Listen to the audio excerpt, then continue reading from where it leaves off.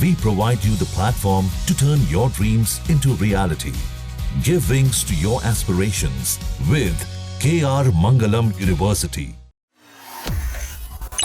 भगौड़े कारोबारी विजय माल्या ने सालों बाद किंगफिशर के पूर्व कर्मचारियों से माफ़ी मांगी है।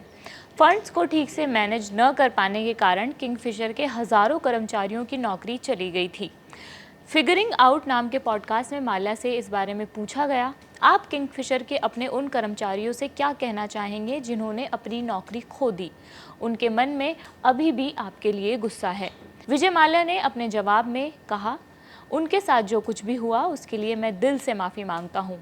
मैं दिल से माफ़ी मांगता हूँ कि उनमें से कुछ को उनकी सैलरी नहीं मिल पाई। मेरे पास इसके लिए कोई बहाना नहीं है, मैं इसकी पूरी जिम्मेदारी लेता हूँ।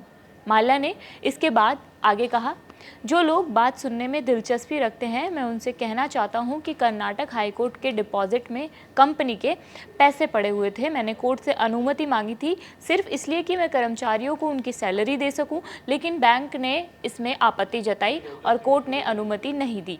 इसके अलावा मेरे पास कोई और विकल्प नहीं था।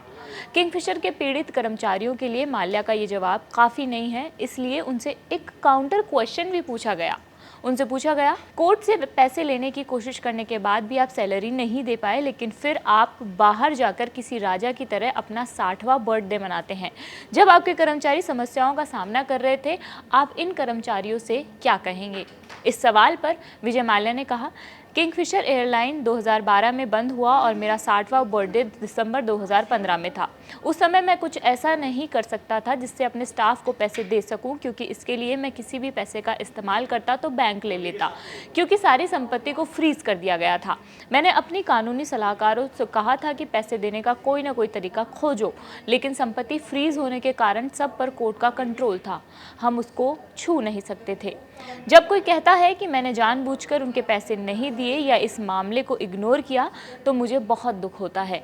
किंगफिशर की असफलता के लिए मैंने सार्वजनिक रूप से माफ़ी मांगी और अब तक मांग रहा हूँ।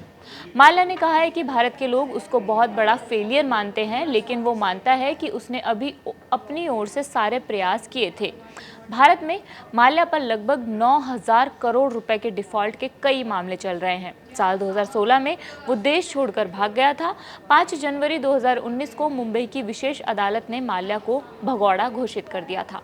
इस खबर में फिलहाल इतना ही। विजय माल्या के भागने पर और उनके ऊपर जो 9,000 करोड़ का लोन है वो न चुकाने पर आपकी क्या राय है, हमें कमेंट बॉक्स में ज़रूर बताइए। मेरा नाम मनीषा है और देखते रहिए जागरण। शुक्रिया।